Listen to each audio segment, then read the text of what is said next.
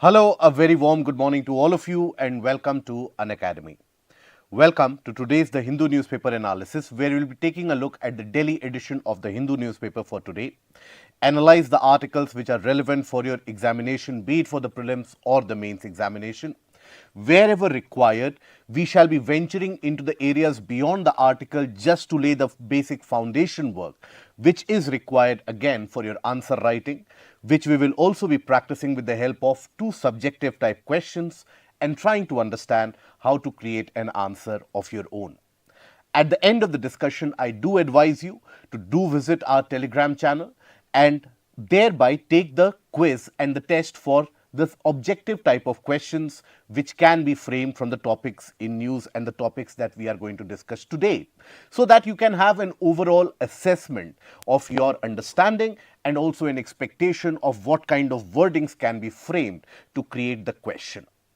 Having said that, if you like this endeavor of ours, please provide us the necessary engagement by clicking on the like, share and the subscribe button.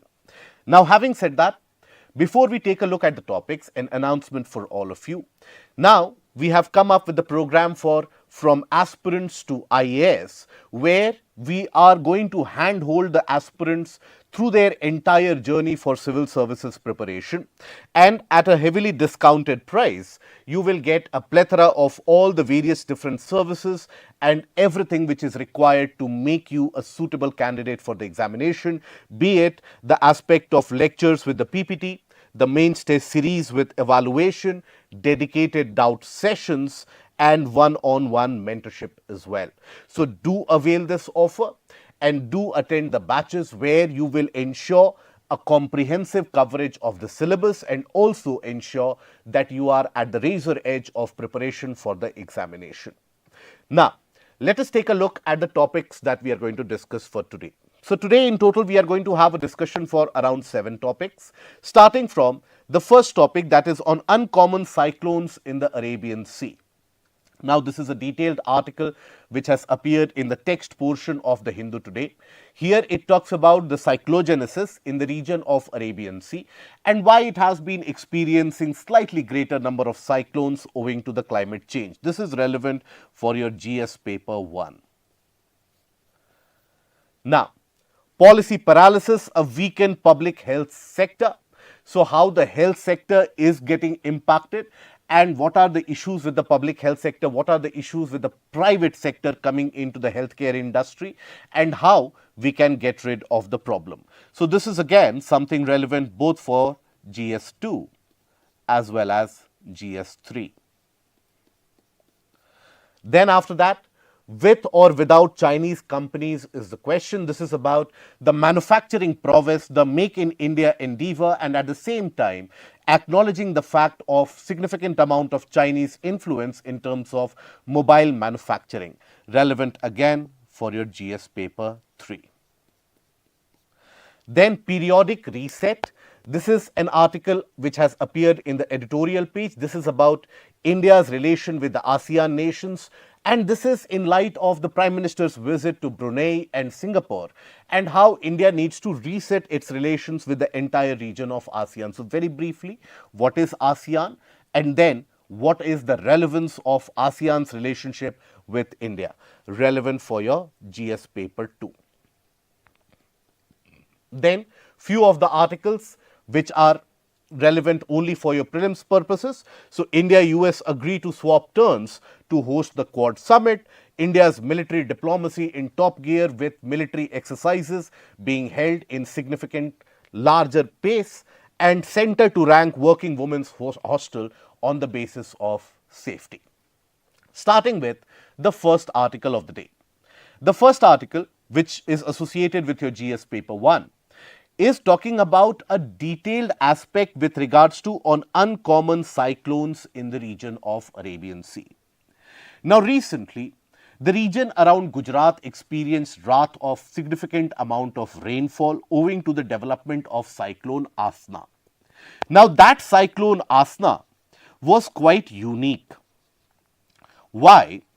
Because this cyclone actually developed over the land areas in Gujarat. I'll show you the map associated with where the cyclone was born and how it has been traveling as well. Now, this cyclone Asna was unique because it was also formed in the month of August. Now, that is not a regular cyclonic season in India. In our country, we have cyclonic seasons. We know that cyclones, tropical storms or cyclones in India occur in the region of Arabian Sea and Bay of Bengal.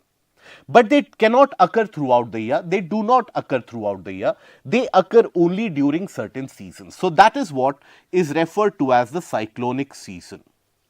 Now, this cyclonic season in India, this is different as compared to the rest of the world. Because in rest of the world, you don't have these unique seasons which are separated by certain months. For example, in India, you experience cyclones in the month of late April, May and early part of June. Then after that, July and August and September, they are the months where you don't experience cyclogenesis. Cyclogenesis, in very simple terms, is a terminology which is used for birth of cyclone, genesis of cyclone, hence the term cyclogenesis. Now, in India, you don't experience cyclogenesis in the month of July, August and September. And again, late October, November and December, you experience these cyclonic occurrence in the region, particularly around the area of Bay of Bengal and sometimes in Arabian Sea as well. So, these are the cyclonic seasons. Why do they occur? We will touch upon it very briefly. But then this article also talks about the fact that in the region of Arabian Sea, there is reduced amount of cyclogenesis under normal conditions, but owing to climate change, the number of cyclones which have been occurring in that area have been increasing. So, as per this article, first of all, we shall be analyzing why these cyclogenesis or the cyclogenesis months that we have, what is the reason behind these months experiencing cyclones in India, why lesser number of cyclones in the region of Arabian Sea, and also why it is increasing and what is it that is different with regards to the cyclone Asna, why it is quite unique. So, here when we talk about first of all the cyclones, now the cyclones that we experience in India, they are known as the tropical cyclones or the tropical storms. Now, these tropical cyclones or storms generally get created over the region of the water body. Now, this gets created due to intense low pressure, due to heating, and that heating of the water that creates intense low pressure. Now, this intense low pressure which gets created, that intense low pressure basically means it will attract winds from all different directions and these winds will circulate in a spiral manner owing to the influence of the Coriolis force. The Coriolis force is that apparent force due to which winds, oceans, etc., they bend to their right in the northern hemisphere and they bend to the left in the southern hemisphere. Now, this Coriolis force actually means that when you have this low pressure center, let us suppose over the water body you have the creation of a low pressure center, it will attract winds from all different directions. These winds will be moist and will be warm because these winds are coming from the water bodies. So, they will have heavy amount of moisture and they will be having a higher temperature also. Why? Because we are talking about the tropical waters, lower latitudes, greater heating by the sun. Now, as these winds then get heated up, these winds then they start rising in a kind of a spiral manner. And as they rise up in that spiral manner, they cool down, form significant amount of convective clouds and those convective clouds eventually create that rainfall. Now, the wind speed associated, the rainfall, thunderstorms associated with this, that is what is associated with the destruction and devastation that you identify with any particular cyclonic event. Now, in the region of India, as you can see, that India lies in the region of the northern Indian Ocean. You have Arabian Sea and Bay of Bengal basically as the water bodies around India and you have cyclogenesis in these areas. Now, in these areas, typically you will find that greater number of cyclones, they end up occurring in the region of Bay of Bengal as compared to Arabian Sea. The reason for that is very simple. Bay of Bengal is a smaller water body and ends up getting heated quite significantly. Whereas in the region of Arabian Sea, you have slightly cooler waters, but at the same time, there are other factors also responsible for lesser cyclonic events in the region of Arabian Sea. We will talk about that. So here, when we talk about the region of Bay of Bengal, greater amount of cyclogenesis under normal conditions. Now, what are the seasons during which you experience this cyclogenesis? So, for that, for these cyclones to get created, a pre-existing low pressure belt, pre-existing low pressure region, that is important. Because if you have a pre-existing low pressure, only that can intensify into a very strong low pressure center having stronger winds. As we speak, there is a low pressure center over the region of Bay of Bengal which is developing.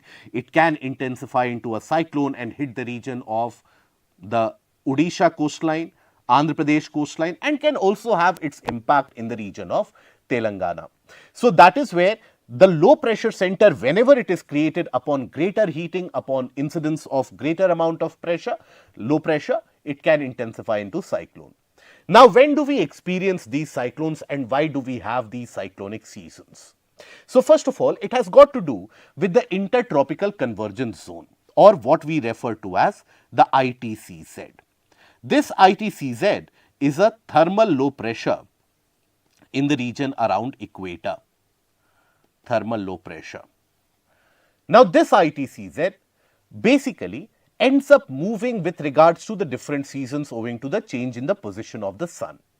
When we talk about the position of the sun during the summer months, that is during the months of April, you would also have experienced that the temperature ranges and significantly reaches around 35, 40 degrees, 42 degrees over the Indian landmass. Various areas in central India and this time even southern India, we started experiencing temperatures in the range of around 40 degree plus right from the month of April itself. Now, that creates a substantial rise of air and a low pressure. So, that low pressure which gets created means the ITCZ shifts north. So, this ITCZ that starts shifting to the north during the summer. So, during the month of April, the ITCZ will have a position somewhat like this during the month of April. Then during the month of May, the ITCZ advances further towards India and reaches here. Then during the month of June, again the ITCZ further advances and reaches here. Now, in all these three conditions you will observe, ITCZ is after all a region of low pressure. Now, in all these areas you will observe in these months, for example, in April, in these particular regions you have the low pressure. Over the water body here also you have the condition of a low pressure. Similarly, over here also in the month of May, over Arabian Sea also, same in the month of June. So, when you have this pre-existing low pressure due to the ITCZ which is created over these oceans, that is where you have the creation or a condition perfect for cyclogenesis.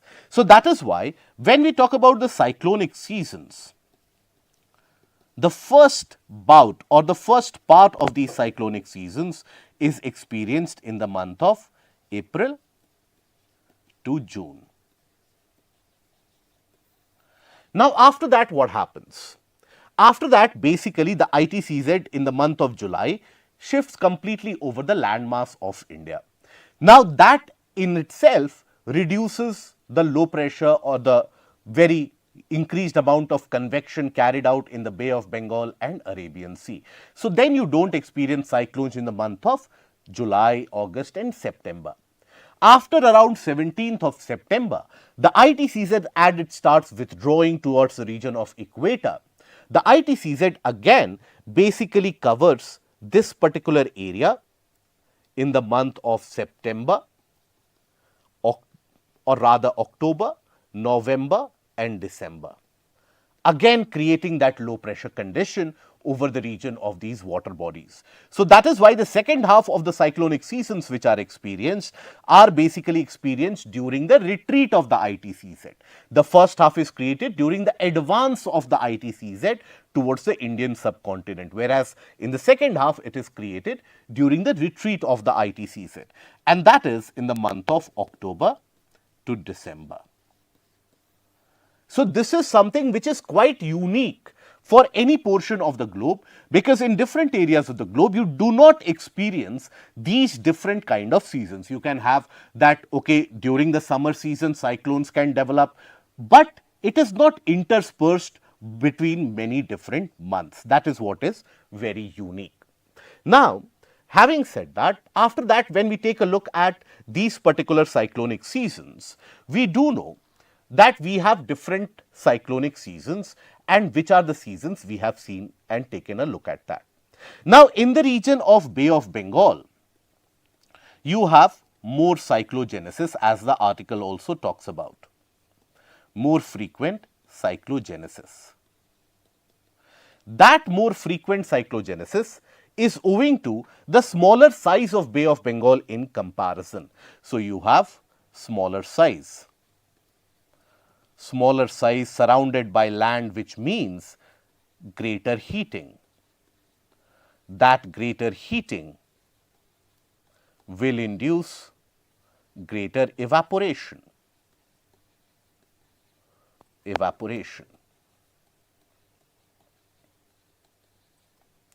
And that will induce low pressure and convective clouds.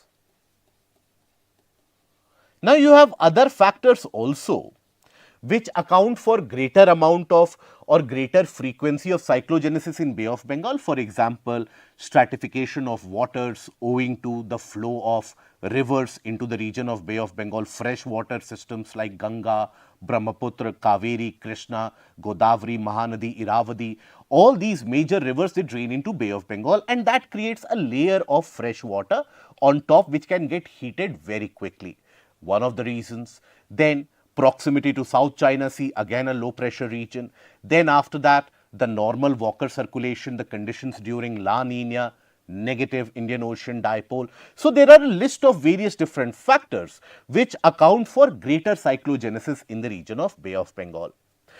But then, when we talk about the region of Arabian Sea basically experiences lesser rainfall. Why? Owing to, or the lesser amount of cyclogenesis, owing to the factor that you also have the colder waters in the region of Arabian Sea. It is larger, comparatively takes lot of time to get heated up. So, you have slightly cooler waters in the region of Arabian Sea. And here you also have to understand that the oceans across the globe, they end up mixing with each other. So, from the region of Pacific, you basically have a warm ocean current, that is in the form of Lewin current, which produces and provides that warm water into the region of the Indian Ocean. So, you have the very warm Lewin current from the region of the Pacific. But you see, this particular Lewin current, it is not extending to the depth of the ocean. It is responsible only up till around top 500 meters of the ocean water. There you have the warmer waters which are provided. But in the bottom, in the lower region, that is below 1 kilometer of the surface, you have colder waters from the southern ocean, which again reaches the region of Bay of Bengal as a consequence of the global conveyor belt and the global mixing of the oceanic waters. Now, imagine a circumstance where you have warmer water on top, and immediately below that you have significant amount of colder waters. Now, you see, when you have the movement of wind in that area, any particular region, let us suppose here in the region of Arabian Sea, you have movement of winds like this, particularly during the summer season. The winds are targeted towards India during the monsoon season. Now, whenever you have winds, recall from your normal day-to-day experience, when you have strong winds, what happens? Evaporation happens.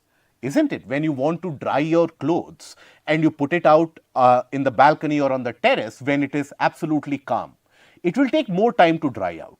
But let's suppose you put the same piece of cloth when it is windy. It will dry out within a few minutes because the wind is able to carry away the moisture. Now, apply the logic here. When you have these winds blowing over the region of Arabian Sea, they will enhance evaporation. As they enhance the rate of evaporation, can we say that the top surface of warm water is easily lost? And then the bottom surface, that is exposed. The subsurface, the bottom surface which had cold water, that is exposed. And colder waters will never lead to the creation of a cyclone. So, this is again one of the reasons why you have lesser cyclone in the region of Arabian Sea, because of colder waters which are being supplied from the southern ocean. Other than that, there are other factors also. I will summarize these factors, don't worry about it, just understand the basic concept. The other factor is that when you have, let's suppose, the strong winds, particularly in the month of June, July, August, you have strong winds at the mid altitude level in the form of Somali jet and so on. These winds, they move in this direction.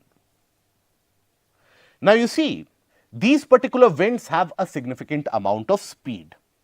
So, here at the bottom surface, let's suppose the speed is 30 km, 40 km per hour. At the middle elevation, their speed exceeds up to around 80 to 90 km per hour. What that means is that, let's suppose you even have a cloud development and a cloud formation which is happening in a particular area. Now, that cloud will immediately be carried away, dissipated and eventually dispersed by these strong wind systems. So, over the region of Arabian Sea, you have these stronger wind systems, which what we refer to as the wind shear, which takes away the clouds and does not allow the entire circulation to develop. So, that is why in the month of June, July, you don't have those many cyclones in the region of Arabian Sea. What about the month of October, November and December? At that point of time, why don't we have cyclones over Arabian Sea? That is because during that duration, you will find that the winds or the wind condition over India is in a different direction. You have the northeast monsoons which follows the monsoonal season, and in the northeast monsoons you have the wind direction which is northeast to southwest. And that would mean again what? That it would again induce that cold water to be exposed, and these winds are very dry because they are coming over from the land areas, they are very dry. And for a tropical cyclone to get created, you do need the availability of moist winds, otherwise tropical cyclones can never get created. So, again this is also a reason why less cyclones in the region of Arabian Sea, isn't it? So, let us summarize these issues, that why you have reduced cyclones in the region of Arabian Sea. The first reason, large size, that means lesser heating. So, the low pressure is unable to develop significantly. Then after that, supply of cold waters from southern ocean, that lowers the temperature, low temperature, that means low pressure is not created. Third condition, presence of Somali jet stream during the month of June, July. And what does that lead to? Dissipation of the clouds and dispersion of the clouds.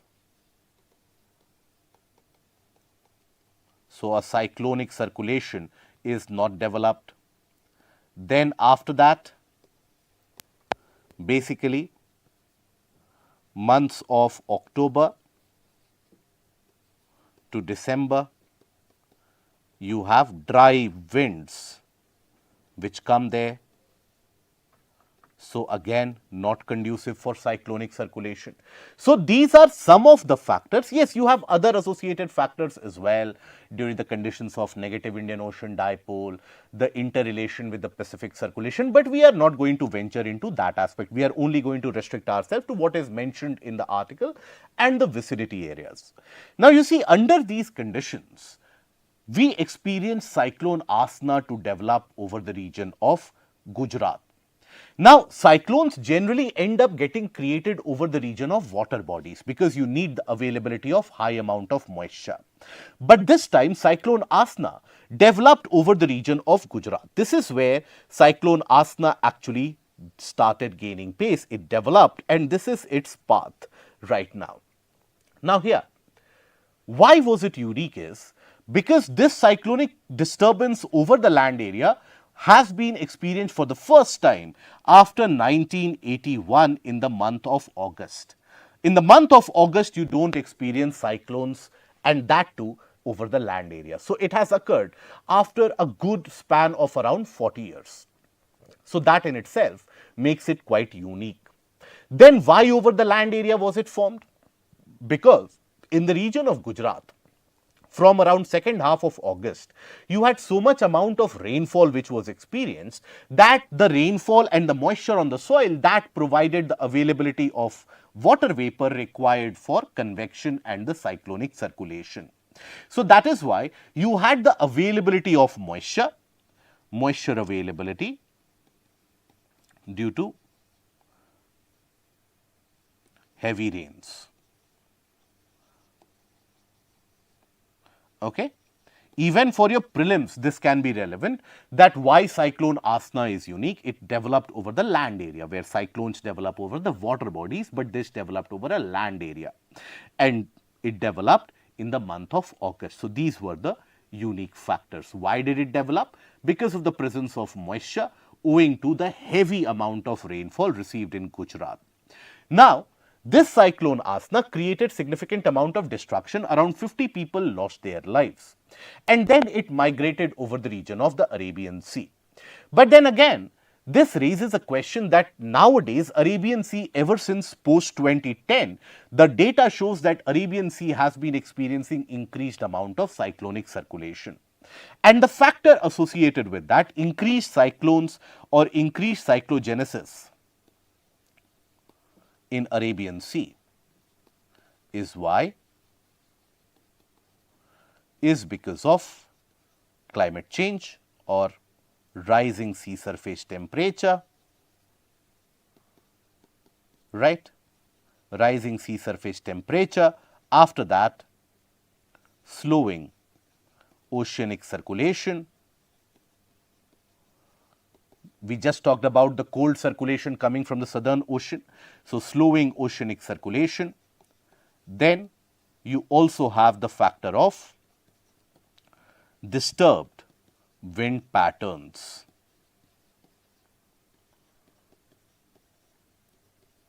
Influences of global phenomena like El Nino, they also end up influencing and projecting cyclogenesis in the regions of Arabian Sea. So, this is because of certain factors that why we are experiencing increased cyclogenesis in Arabian Sea. But simultaneously, you will also experience more cyclones in the region of Bay of Bengal as well. Okay? So, overall, in this article, what is it that we have discussed? The presence of cyclonic seasons in India, but before that, the conditions required for the cyclones in India, or anywhere else. That is, you need pre-existing low pressure, increased amount of heating, presence of warm and moist winds to create that convection and that condensation. Then after that, what are the cyclonic seasons in India? How they are associated with the migration of the ITCZ. During the advancement of the ITCZ, as long as that low pressure is present over Arabian Sea and Bay of Bengal, you will have the cyclogenesis in the region of Arabian Sea and Bay of Bengal. That is April, May and June. Then after that, in the month of October, November and December, the retreat of the ITCZ also brings with it the low pressure condition over these areas, again facilitating the condition for a cyclone. Having said that, in the month of August, you experienced cyclone Asna, which was quite unique, which was different, owing to the increased moisture present in the region of Gujarat due to heavy amount of rainfall in the month of August, and that was quite unique. Then we have taken a look at the reasons of reduced cyclone formation in the region of Arabian Sea and why that has been increasing. This is the detailed analysis and as much information as you would be needing for the prelims or the mains examination. Okay, let us take a look at the prelims at the practice question which can be framed. Discuss the cyclonic seasons in India and mention some of the reasons accounting for low cyclogenesis over Arabian Sea. Now, this is a 15-marker question. So, in the intro, what do you write? In the introduction portion, you write about that how cyclonic seasons or cyclones are, or in the introduction just mention about the aspect of cyclones, tropical cyclones. So, what are those? So, you mention about the term cyclones. So, what do you write in that? These are intense low pressure regions, intense low pressure systems,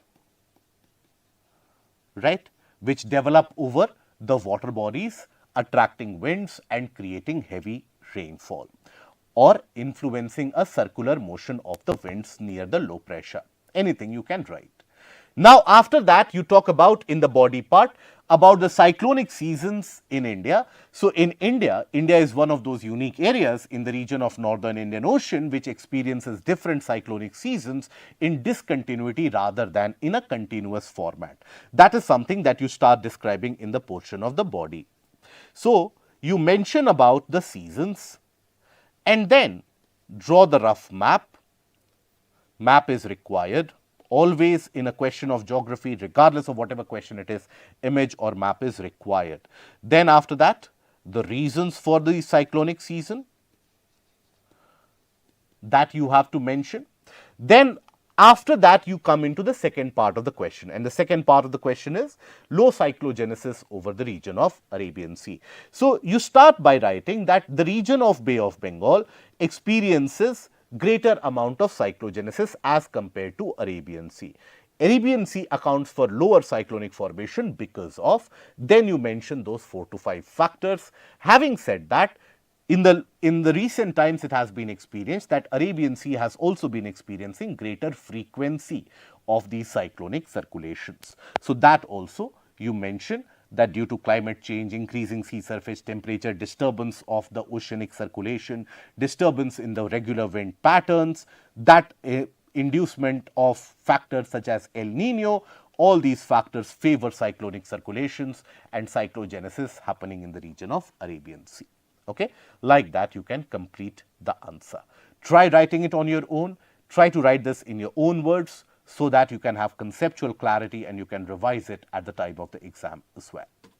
Now, before we move on to the second article, an announcement with regards to the September optional carnival. Owing to your preparation and your request for a comprehensive optional courses, now we have brought about various different optional courses. Now, from the date of 23rd September, few of the optional papers will have their paper 2, which will be initiated. In the meanwhile, you already have various different optionals, for example, anthropology, geography, pub-ad, etc. Now, that is being successfully operated in various different medium. Now, here you can attend these or join these optional courses. You will have the recordings available with you, which you can use for the revision as well, and thereby ensure that in the coming 3 to 4 months, your entire preparation of optional is to the point. Use the code MJOPT and ensure maximum amount of discount which can be availed. Now, coming to the second article. Now, here policy paralysis, a weakened public health sector. Now, this article basically talks about the fact that the health sector across the country has been crumbling, and that crumbling of the health sector is actually to be attributed to faulty policy mechanisms and the faulty allocations, and our priorities in the health sector, they are not sorted. So, that is the context in which this particular article has been written. Now, here let us first of all understand the issues that have been pointed out. So, this article largely points out the issues in the various different aspects of the health sector. particularly associated with the naming of the various different schemes, that why this naming has been done, why that rebranding has been done. But rather than remaining at the superficial level, let us slightly dig deeper and associate with the article as well. So, first of all, when we talk about the public health, the trends in public health. So, the public health needs, they can be divided into different categories. You can have the first category, where you have the health needs for the poor population. So, here when we talk about the categorization of the public health needs, it depends upon, it is classified upon the poorer section, the middle class, and also what are the curative care. That, let's suppose you fall ill, then you need to go to the primary healthcare centers, secondary healthcare centers, tertiary healthcare centers. So, basically on that basis, you have the classification of the public healthcare needs. So, here first is diseases of poverty.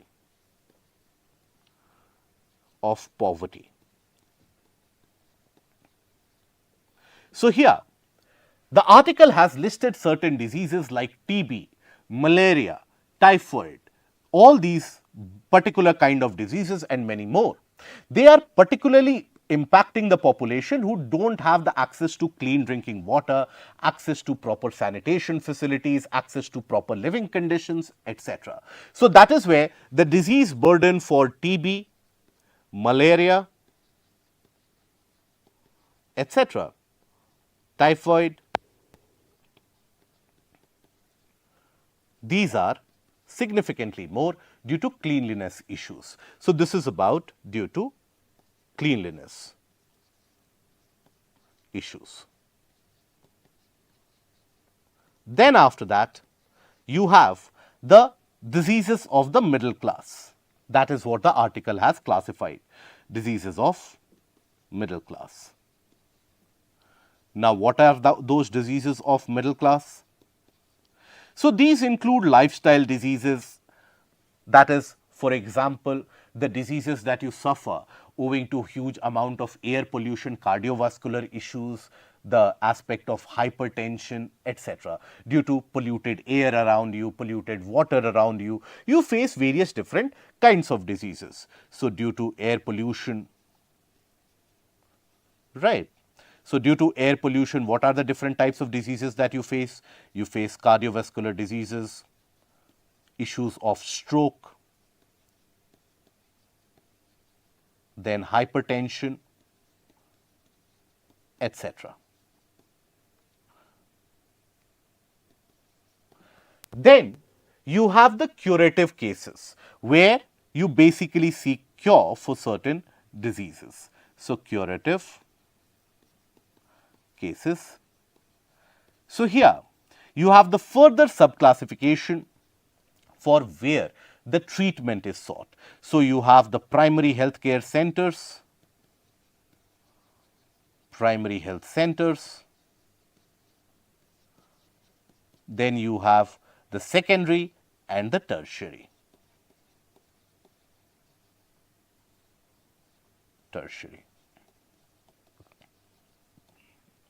Now, the article has written that, look, for any particular country, and even if it is not written in the article, we should all be knowing about this.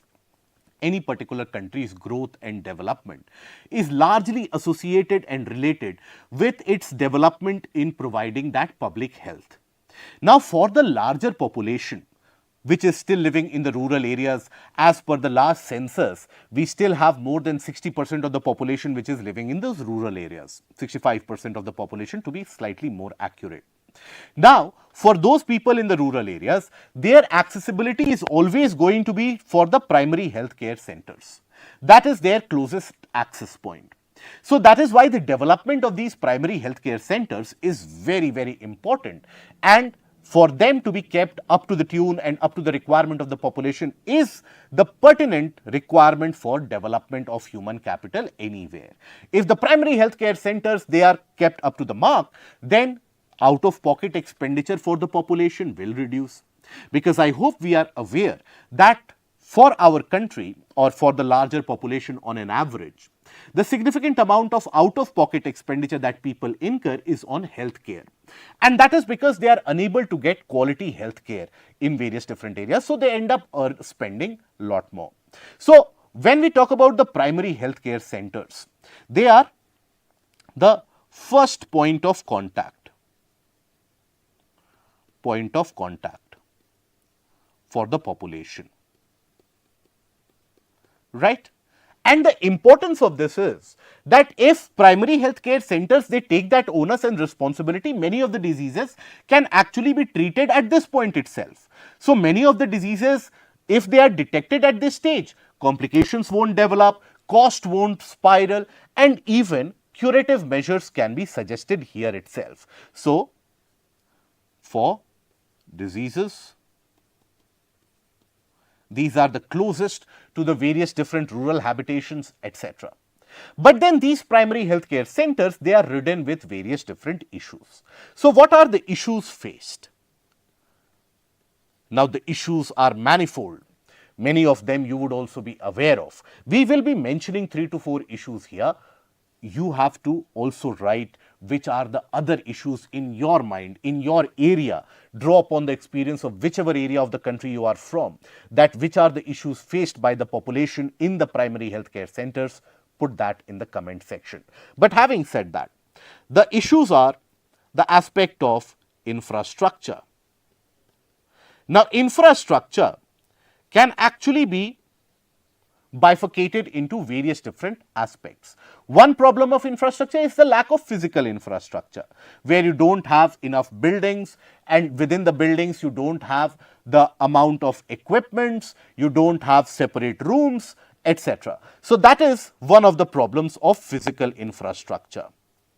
The other aspect of infrastructure is the support system, where it includes the trained professionals, the aspect of the services provided. So, that services, the digital infrastructure which is required for monitoring of the patients, the upkeep of digital records, that is also not up to the mark, which leads to significant amount of delays and inefficiency in the system. So, here you have the aspect of digital infrastructure as well.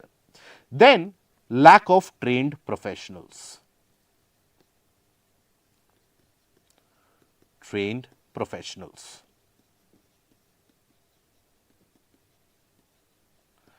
So, when you don't have enough trained professionals, be it the paramedical staff, be it the doctors, what it does lead to is that there is increased population burden on lesser number of doctors. The doctor to patient ratio, that gets highly skewed. In many areas, in certain regions of eastern, northeastern Bihar, in regions of West Bengal, in certain parts of Odisha, we have a woeful doctor to patient ratio of roughly around 1:20,000 or 1:30,000. That means for a population of 20,000 to 30,000, you have one doctor. Ideally, WHO recommendation is not more than 1:1000. That is, for every 1000 population, you should have at least one doctor. So, because of the lack of trained professionals, you have overburdening for the existing staff, which demotivates, demoralizes the existing staff, but at the same time, it induces other sort of problems as well. Because of that overburdening, many of the times adequate care is not something which is to be provided.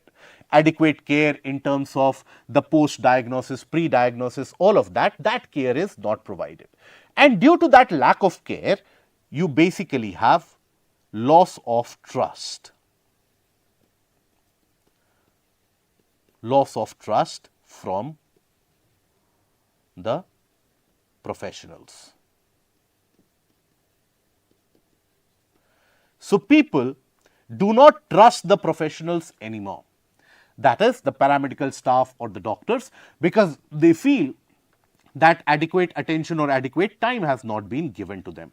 You recall from your own memory, let's suppose you have lined up for a visit to a doctor's clinic and you find out that the doctor is absolutely busy, and in a half-hearted manner that doctor has given you around not more than 2 minutes.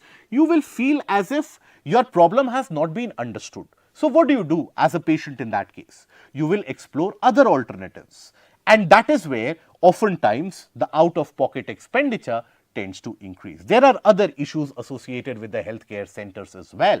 For that, I will take a look into the comment section waiting for your answers. Having said that, the issue with commercialization of healthcare. So basically the article argues that since 2000s, there has been an endeavor to provide the commercialization or allow the entry of private sector in the region of healthcare. Now you see, when you talk about private sector, always there is a kind of reservation in our minds with regards to that private sector is for profiteering and private sector is never good. That is the preconceived mindset and the preconceived notion that many people have. But you have to understand that when private sector has come in, it has allowed for significant specialty and super specialty sectors in our country to thrive, right. So, it has led to the vertical and horizontal broadening of the medical sector in our country. That in itself is directly responsible for increased medical tourism in country like India, where from various different countries people flock into India in order to get themselves treated in various different private sectors. So, that medical tourism also is good for our professionals, giving them greater amount of experience, but at the same time earning us good amount of revenue, bolstering our economy as well. So, that is where private sector has been of benefit. One is broadening and deepening of the healthcare sector. Deepening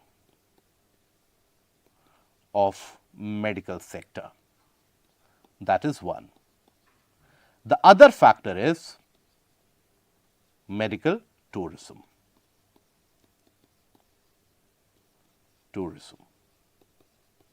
That is beneficial for the economy as a whole. But you see, under the provisions of Ayushman Bharat and so on, various different the health insurance schemes and the health sector coverage. Now, under that, the private sector is covered. The private institutions are also covered. Now, the author actually argues that this is a death blow to the primary healthcare centers and the healthcare sector in our country, because you are allowing the people to go to the private sector and claim that under Ayushman Bharat scheme. Now, there can be various different perspectives, there can be different ways at which you look at this, but you see, what are the issues? Issues with the increased prominence of private sector here. One of the issues that has been pointed out is, now that you have private sector at the level of the smaller scale or at the level of the primary healthcare centers as well, then that will not incentivize the government to actually invest in improving the primary healthcare sectors which are government owned, right. So, this is one of the major issue, that is crippling of state run healthcare centers. Now, those won't come up with significant amount of better infrastructure, etc., because the private sector is also there. Now, it also means that there is an increased power of monopolization by this private sector. Because you don't have relevant government sector in that area, the private sector can always jack up the prices. So, the danger of monopolization, danger of monopoly.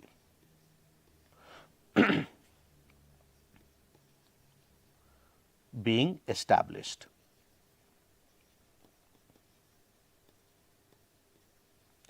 Then the third is that it won't be efficient in terms of the treatment, and out of pocket expenditure can also end up increasing.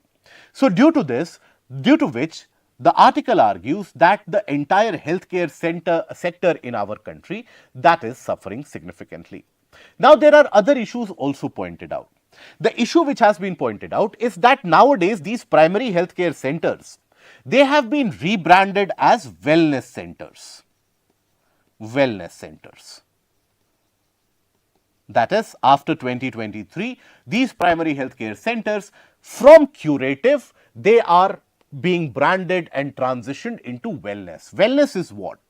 Wellness is a condition where you follow the principle that prevention is better than cure. It is a kind of a lifestyle choice that you ensure you adhere to a good lifestyle, and thereby you ensure that the diseases won't come to you. And these wellness centers, it is argued, it defies the entire principle of curative care. So, when people or poorer section, when they actually go to visit these primary healthcare centers, they get impacted, or only after they are suffering from a disease, only then they will go to the primary healthcare centers. Now, this rebranding can change the modus operandi or the method of operation of these primary healthcare centers as well, and can impact their day-to-day operations and their ability to treat, because wellness is a lifestyle kind of an issue, and that is for the affluent, that is not for the poor, is what the article argues. Because when you talk about these lifestyle issues, now please understand that when you talk about the poor daily wage earners, now these daily wage earners, they won't leave their jobs or that day's labor just to go for the wellness center. They will go there to get themselves cured, and for that you don't have the adequate infrastructure. Now, the health sector is also on the onus of the states. This is where you will observe that whichever states have invested heavily in the healthcare centers, particularly in the primary healthcare centers, those states are doing well on social indicators. For example, take the case of Kerala. Kerala has invested quite heavily in these healthcare sector since the past 3 to 4 decades, and prior to that as well. Now, in the past couple of decades, even Tamil Nadu has started investing more in that. So, that is where the social indicators are significantly beneficial. So, that is what the article argues, that what is the problem associated with the healthcare sector in our country? We are not dealing with the curative care to the adequate requirement. What is the problem with the primary healthcare centers in India? The issue of rebranding them, that hardly takes care of any of the problems which are existent. And when you have an influx of the private players in the sector, that also actually cripples and shortens the government's investment into the basic critical healthcare infrastructure. Okay? Now, coming to the practice question. Discuss about the issues with the healthcare system in India. Now, how do you write an answer for this? This is a 10-marker question. So, when you write the intro for this, so in the intro, you can have multiple approaches for the introduction. One approach can be that healthcare is one of the very basic parameters required for the utilization of human capital. So, you discuss the importance of healthcare. That can be one mechanism to write the intro. Importance of healthcare. Okay? That can be one way.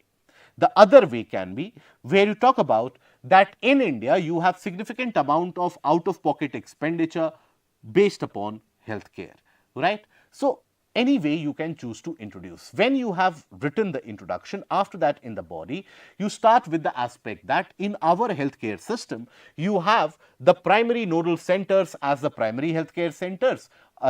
Below that you have the sub-centers, then primary healthcare centers, secondary and tertiary. Then you talk about the issues associated with each one of them. And then you have various different schemes.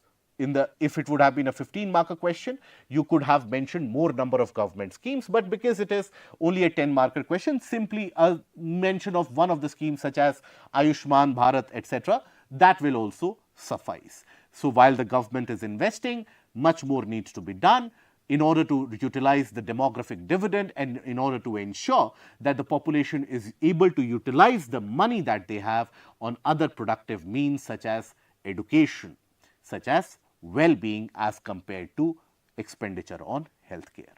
Okay? I hope that is understood. Now, coming to the third article.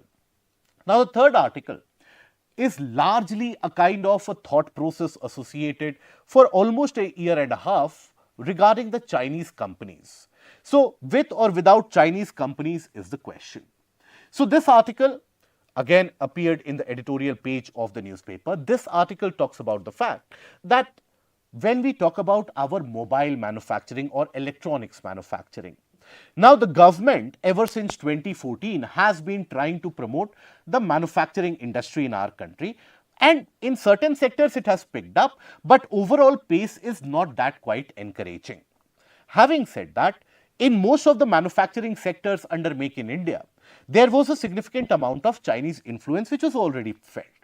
Now, the article says that the government actually tried to improve and has tried to increase the prowess of the manufacturing sector by investing more money or providing more budgetary allocation and coming up with schemes such as PLI, Production Linked Incentive Scheme, for incentivizing the sectors and the industry to produce and manufacture on their own. So, the PLI and also the budget for smartphones, for other manufacturing, that has grown manifold. So, here the article argues that basically for large scale electronic manufacturing, the allocation of 6,125 crores have been made in this year's budget as compared to the 4,000 odd crores which was done in the last budget. For the aspect of IT sector, electronics and IT sector, around 600 crore in the budget has been made, and that was increased to 1148 crores. So, there has been an increased budgetary allocation, but then there is an issue associated. You see, what is the issue associated with manufacturing? We are going to talk about electronic manufacturing only because that is what the article is associated with. So, issue with electronic manufacturing. Now, one of the major issues here or one of the major impediments is basically the fact that the know-how, the basic manufacturing prowess, the aspect of that research and development, that lies in China. Be it for smartphones, be it for other electronic equipments, you have that manufacturing prowess in China. So, still in many of the mobile phone manufacturing, etc., it has been found out that you have the assembly centers in India, but the basic key components, they are being fabricated and manufactured in China itself. Now, that also is reflected by the increased dominance of Chinese brands for smartphones, etc. In your vicinity itself, you would see large number of people sporting the Chinese smartphones, right, because of the larger brand offering that they have, better appeal to the market, very creative advertisements that they create, the cultural icons that they rope in for the advertisement and the marketing purposes. So, Chinese mobile phone brands, they have gained a significant amount of foothold in the Indian market. And here that has got to do with, so China. For China, increased manufacturing prowess, that is their ability to manufacture, the access to technology, better technology or better tech development, then after that also better reach in Indian market due to advertisement, product offerings. They have a wide range of product offerings, wide range of applications that they can support, right, the devices that they offer, roping of cultural icons. So, there are multiple different aspects to it. So, due to which in India, majority of the manufacturers, they have actually been reduced to assembly centers. They end up specializing in assembling those particular devices. Now, this would continue. This had continued for a long period of time. But there was a watershed moment which was reached at the time of June 2020. That is at the time of the Galwan clash. So, here basically the Galwan clash in 2020 was the one which was responsible for increased amount of public galvanization and increased amount of public opinion with regards to boycotting the Chinese goods. Vocal for local became one of the trademarks, one of the adages and famous sayings, and everything and anything owing or having Chinese connection, that was looked down upon. So after the Galwan, post-Galwan, the situation changed. Vocal for local. Now the government also took various different steps. It increased the scrutiny of these Chinese investments in India and the Chinese companies operating in India. So the scrutiny increased to the various levels with regards to which are the organizations, even Indian companies, where you have hidden Chinese or in a way a kind of Chinese investment not through the main route, and also what is the managing position or managers, how do they operate in these areas. So that is where the companies came under scrutiny. That is where some of the Chinese companies, they actually adapted. They got the Indian partners for marketing purposes, for distribution purposes, they onboarded the Indian vendors and they continue to operate. But having said that, there was an increased pressure on the Chinese organizations, due to which the Chinese FDI into India, that experienced a massive decline. And this is also a reality that in the past couple of years, the FDI in our country has been declining. That is owing to the larger global pressures, but at the same time, it is also reflecting the reduced FDI from China. So various different proponents have actually argued that you should allow a kind of a qualitative FDI to come from China, where you actually allow in certain critical sectors investments to happen, so that India is also able to develop its own technological know-how, manufacturing prowess, and is able to gain a significant foothold in the global electronic manufacturing sector. Rather than being the assemblers, we should also be the creators of that.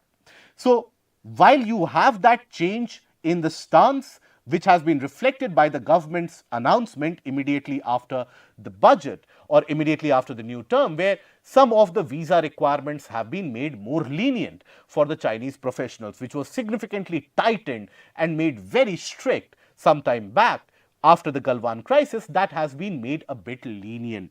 So that is where the conundrum lies. And that is where you have the actual issue and the actual question which lies, that whether we should allow the Chinese organizations or not. The answer to that is very simple, that in sectors where we don't have the know-how, there some amount of investment, qualitative investment on Indian parameters, that is Indian vendors, Indian partner, now Indian manufacturing partner, that should be done, so that your overall production can improve, but not in sectors where China enjoys a larger monopoly. For example, in certain sectors of metallurgy, etc., China actually enjoys a significant amount of monopoly because it manufactures at a larger scale and it ends up dumping those goods in India, influencing Indian domestic market as well. So that is why we have to walk a tightrope in between allowing some amount of Chinese investment, some amount of Chinese know-how, at the same time promoting our own research and development on the back of the PLI scheme. Okay? Now, then coming to the next article.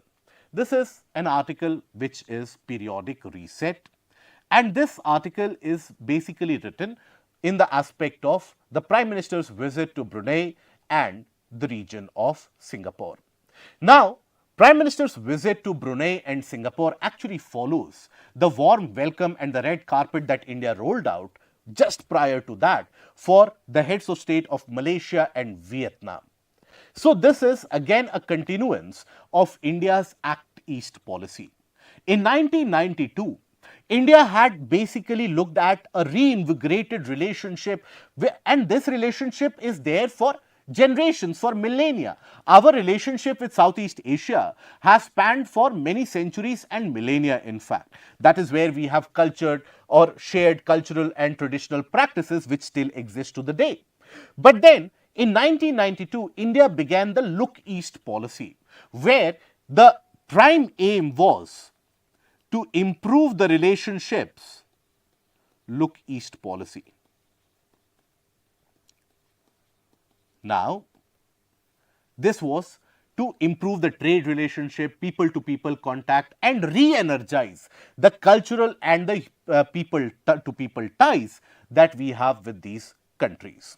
Now, Then after that, in 2014, that look east basically was transitioned and termed to Act East policy, which basically signified that we will go for increased actions and increased deliberations rather than only on a policy framework. We will actually go for the implementation and execution of ideas to bring these different regions together. Now, all these nations, that is Malaysia, Indonesia, then Singapore, Brunei, they are a part of the larger ASEAN grouping. Now, ASEAN grouping is particularly relevant for India owing to the large trade relations that we have with ASEAN, but also owing to the importance of ASEAN in the larger geopolitical question between China and the Indo-Pacific region. In the Indo-Pacific region, India seeks to establish freedom of navigation and the establishment of international order, adherence to international order.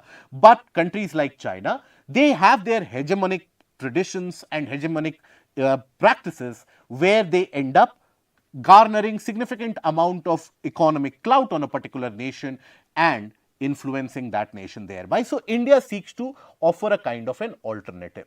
So, before we take a look at the brief of the importance of India's visit to Brunei and Singapore, here a brief recap for ASEAN for your examination purposes of prelims. So, ASEAN was established in Bangkok in 1967 by Indonesia, Malaysia, Philippines, Singapore and Thailand.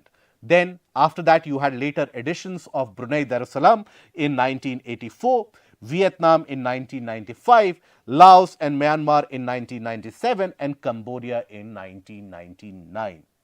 So, overall the ASEAN nations, they represent a committee of 10 different nations out there in the Asia Pacific. So, here if you will observe, Myanmar, Thailand, Cambodia, Laos, Vietnam, all these are in continuity. Then after that, then you have Malaysia, Singapore and Indonesia, Philippines and Brunei. Now, you see the Prime Minister's visit to Brunei. So, here for your prelims, which are the countries relevant for or which are the countries in ASEAN that is relevant for your prelims, and when this ASEAN was formed, that is also relevant. So, in the region of Brunei, India's visit to Brunei or Prime Minister's visit to Brunei was actually one of these first visits by an Indian Prime Minister looking to reinvigorate the ties, and that is why it was so monumental. You see, Brunei is a natural oil rich region where you have oil and gas in larger proportions, very large proportion. So, that can provide India with a reliable energy security. Brunei also is feeling threatened due to the Chinese influences. Now, our trade with Brunei has reduced in the recent times owing to the fact that Russia is offering us with cheap oil. So, as of now, that trade with Brunei has reduced. But when the situation recovers in the case of the Russia-Ukraine war, that is when India can seek to have that alliance with Brunei for energy security. That is important. Other than that, the factor that India is seeking to expand its space prowess, India is seeking to explore the space, send the Gaganyatris and Gaganyaan mission, eventually lead to the establishment of Indian Space Station. So, there ISRO's requirements are also going to increase in terms of the tracking of the vehicles, etc. So, that is where the agreement has been reached for establishment of ISRO's station in the region of Brunei. Other than that, the aspect of freedom of navigation and maintenance of good ties in the region of Asia Pacific lends India with a strategic advantage, geopolitical and strategic advantage vis-a-vis the region of China. So, that is where Brunei has been helpful. Now, so here when we talk about the conditions or the relations with Brunei, you have the factors of energy security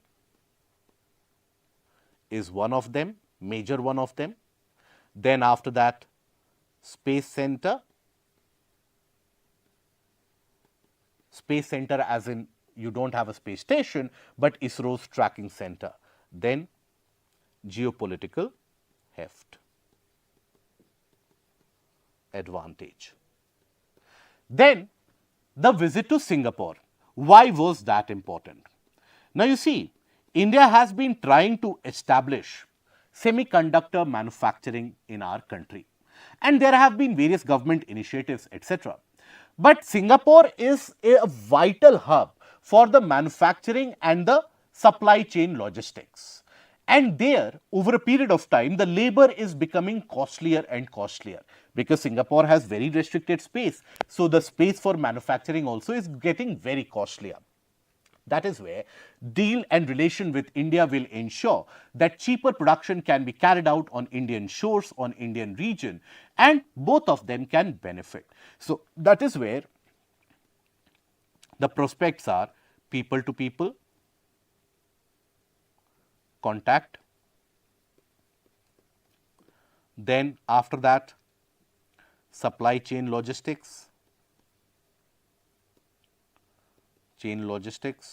Singapore is a very important hub there, just at the region of Malacca and the Johor Strait in that area. For the mapping purpose, this is where you will have the Johor Strait, and this is where you have the Strait of Malacca. So, these two straits, Strait of Malacca and Strait of Johor.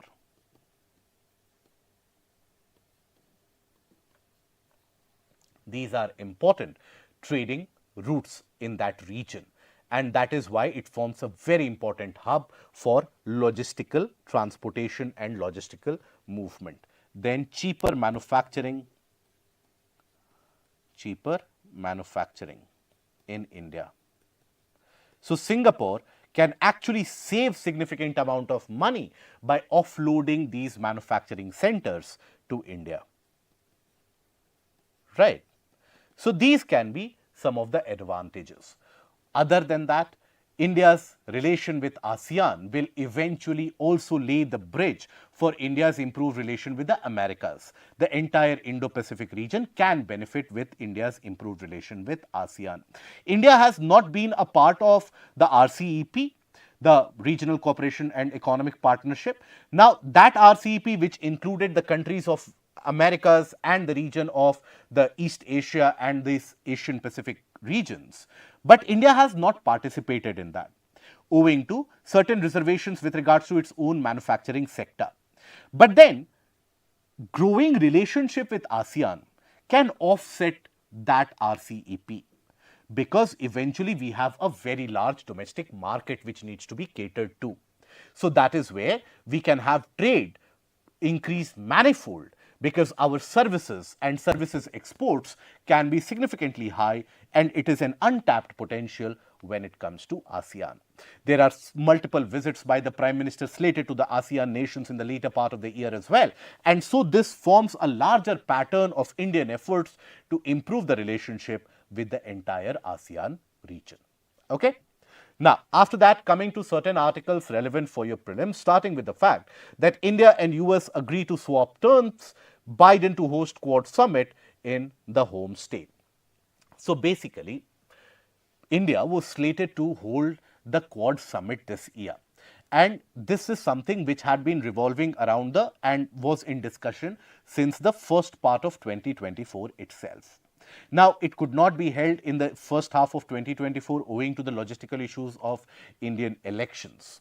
So, when you had the meeting of the Sherpas of the Quad, now eventually when the logistics were decided, it was decided to be held in the later part of September, merging and coinciding with the UN General Assembly.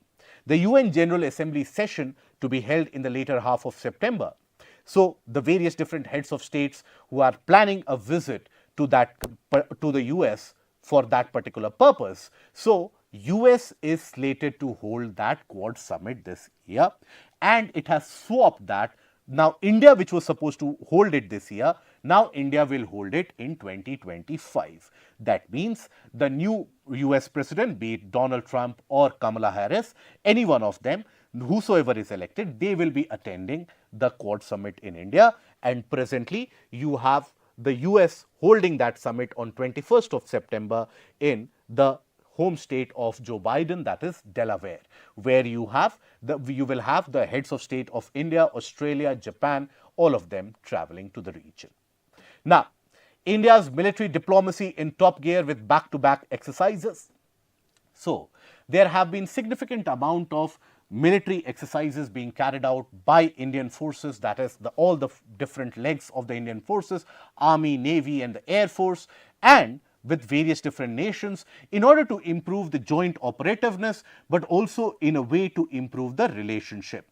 So, here I will give you a list of certain exercises which are being held and which India is being a part of.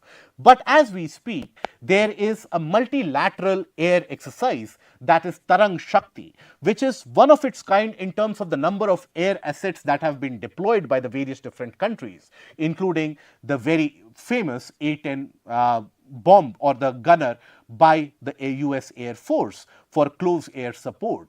Now, that A-10 is an aircraft which is known for causing significant amount of devastation during the Gulf War, during the Afghanistan War. That has been deployed in India for the first time. But at the same time, you have assets, air assets by the countries such as Australia, Greece, Japan, Singapore, Sri Lanka, UAE and the US. All of them, they are participating in that operation Tarang Shakti or the exercise Tarang Shakti. So, Tarang Shakti is a multilateral air exercise. So, a gist of this particular article relevant for your prelims is the exercises which are being held. So, Mitra Shakti, that is between India and Sri Lanka, held in the level of the army, right? Yuddhabhyas, again, which has been held between India and US in the state of Uttarakhand, that is again by the army. Tarang Shakti, multilateral air exercise by Greece, Australia, Singapore, etc. It has been held in 2 different phases. Then Malabar exercise is slated for later part of this year. It is a naval exercise between India, Australia, Japan and US which will be held. Varuna is again an Indo-France naval bilateral exercise which is going to be held. So, these are some of the exercises relevant for your exam. But other than that, India has also participated in Khan Quest, which has been conducted and held by Mongolia. So, here Indian Army deployed a contingent of 40 personnel for international peacekeeping exercise. So, what is that Khan Quest? Who hosted it? That is again relevant for your prelims. Okay. Now, for your prelims, ideally the question that you can expect is a match the following kind of a question, where the name of the exercise and the countries which host them, that is going to be important. Then coming to the last article of the day, that is Center to rank working women's hostels on safety. So, the center basically has roped in the Quality Council of India. Quality Council of India. Now, thereby, in order to improve and increase women's participation in the labor force, it is very important to provide them with a safe abode, that is the safe residential place, at the same time allowing them with a safe transit from that hostel to the workplace, etc.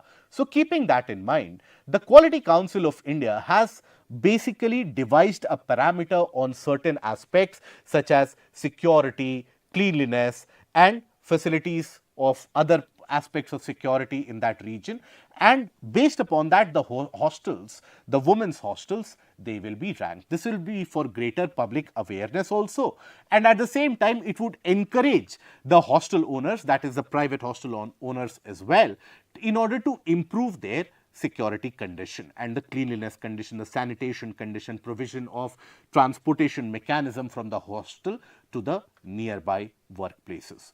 Now, the government, along with the central government, along with the states, is going to build, which is already in progress, is going to build the Nirbhaya hostels.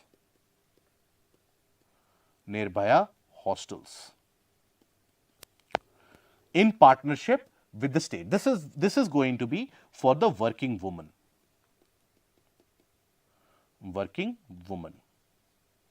And this will be on a partnership of 60 to 40. That is 60 by center, 40 by states, right. So, 60-40 funding ratio will be provided, and this has already been done in the state of Nagaland, Uttarakhand, Uttar Pradesh and Punjab. There it has already been carried out. Now, the center also has an already existing scheme for the working women's hostel, and that is what is known as Sakhi Nivas. Sakhi Nivas.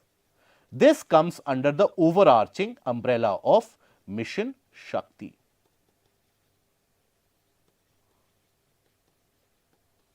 So, Sakhi Nivas is again for working woman.